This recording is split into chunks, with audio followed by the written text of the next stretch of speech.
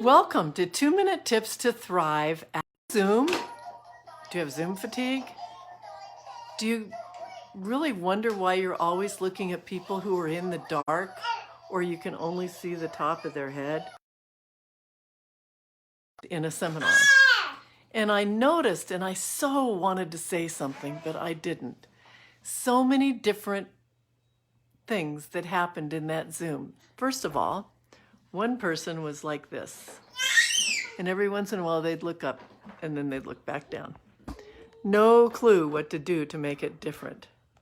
Finally, at some point when we were having a group conversation, I asked her if she could raise herself up, and all of a sudden there she was with the most beautiful smile. One thing to look at is the light. When you first get on Zoom, look at you and then look at everyone else. Whose face is the easiest to see and the easiest to understand what they're saying? First of all, those with the best light are easiest to see. So think about when you're walking outside in the summer and your shadow is in front of you. Do you know why? Because the sun is in back of you, casting a shadow in front of you.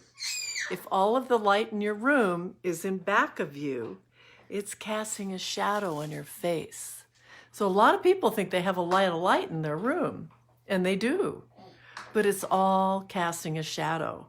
So if they would just turn to look at the light, so the light's in front of them, their face lights up. So there's lots of ways to handle that. One of them is just get a table lamp and put it in front of you. Another thing is to buy a ring light. Now, this is my favorite ring light. I have one on a stand, but my phone's on it right now, so I can't show it to you. But this little one just clips on my computer and plugs in to my USB drive. Really simple, $20, Amazon, next day delivery. So I have 2 ring lights, but I also set the light up in my room.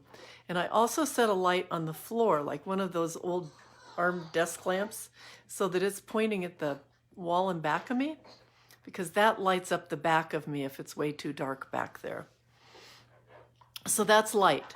The other thing is your position. Now, I'm in the wrong position right now, but that's because this how my tripod works and my phone works. But preferably on Zoom, you would be about like this with your eyes in, if you were to divide your screen in thirds, so you have the top third, the middle third, and the bottom third. Technically, your eyes should be up on that line between the top third and the middle third. So in other words, my eyes should really be up about here for Zoom. But I'm on my phone. My phone won't turn sideways. It's the only Apple that will not broadcast sideways. So that's why I have such a funny picture. And now my tripod is wiggling, so my phone is wiggling. I'm so sorry. But those are some tips for Zoom so that you can light up your face and be in the right position. And the last tip is the background. If there's too much in your background, too many things, people are really wanting to look and study everything in your background. I was on Zoom one day with someone who had lots of laundry, and I thought, well, surely she'll fold it. Well, I've been on the same Zoom with her now 3 weeks in a row. The laundry's still there, and the pile's getting bigger. Not sure that's the impression we want to give. So there you go. There's some Zoom do's and don'ts. So you can add zip to your Zoom and try not to have Zoom fatigue, because you can see the people you're on with. More tomorrow about another topic, but in the meantime, stay home as much as possible.